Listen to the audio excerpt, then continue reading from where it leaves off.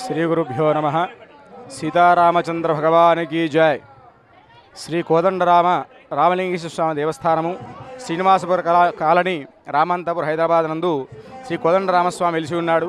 ఈ యొక్క ఆలయము దాదాపుగా 30 సంవత్సరాల కింద ప్రతిష్ఠ చేయబడింది.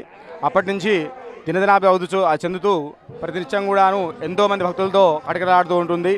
ఈ యొక్క ఆలయంలో ప్రతి సంవత్సరం కూడాను శ్రీరామనవమి రోజున చాలా భక్తిపూర్వకంగా కళ్యాణ మహోత్సవం జరపబడుతుంది. ఈ కళ్యాణ మహోత్సవానికి ప్రతి సంవత్సరం కూడా అధిక సంఖ్యలో భక్తులు పాల్గొని స్వామివారి యొక్క కళ్యాణంలో పాల్గొని స్వామివారి గొప్ప పాత్రలు అవుతూ ఉన్నారు. అంతేకాకుండా ఈ కళ్యాణోత్సవంలో భాగంగా ప్రతినిత్యం ప్రతి ఒక్క సంవత్సరం కూడాను అన్నదాన కార్యక్రమాలు, అంతేకాకుండా ఎన్నో విశేష కార్యక్రమాలు జరపడుతూ ఉంటాయి.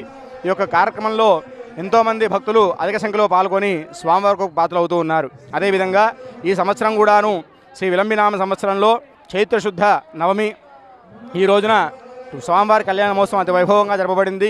ఈ కళ్యాణ మహోత్సవానికి దాదాపుగా ఒక 5,000 నుంచి 6,000 మంది భక్తులు ప్రత్యక్షంగా కళ్యాణంలో పాల్గొని స్వామివారి యొక్క కళ్యాణం తిలకించి స్వామివారి యొక్క తీర్థప్రసాదం స్వీకరించి ఉన్నారు. ఈ యొక్క ఆలయంలో ప్రతి సంవత్సరం కూడాను ఇదే విధంగా కళ్యాణ మహోత్సవం అతి వైభవంగా జరపబడుతూ ఉంటుంది. భక్తులు కూడాను ఎన్నో కాలనీల నుంచి, చుట్టుపక్కల ప్రాంతాల నుంచి వచ్చి కూడా స్వామివారిని దర్శనం చేసుకుంటూ ఉంటారు. ఈ యొక్క స్వామివారు చాలా మహిమగల భగవంతుడు. ఈ యొక్క ఆలయంలో స్వామివారు కోదండరామగా పిలువబడుతూ ఉంటుంటాడు. ఈ స్వామివారు ఎన్నో మహిమలతోటి ఎందరో కూడా ఆలరిస్తూ ఉన్నాడు. అనుకున్న వారికి చాలా విధంగా కోరికలు నెరవేరుతూ ఉన్నాయి. అదేవిధంగా ఈ యొక్క కాలనీకి ఎంతోమంది భక్తులు దూర ప్రాంతాల నుంచి కూడాను, ఇక్కడ దగ్గర ప్రాంతం కాకుండా దూర ప్రాంతాల నుంచి కూడాను, అప్సిగూడ, అదే కాకుండా వెంకటనగరు, అంతేకాకుండా దూర ప్రాంతం నుంచి వచ్చి స్వామివారి దర్శనం చేసుకుంటూ ఉంటున్నారు. ఈ యొక్క కళ్యాణము ప్రతి సంవత్సరం కూడా అతి వైభవంగా ఈ యొక్క ఆలయంలో జరపబడుతూ ఉంటుంది.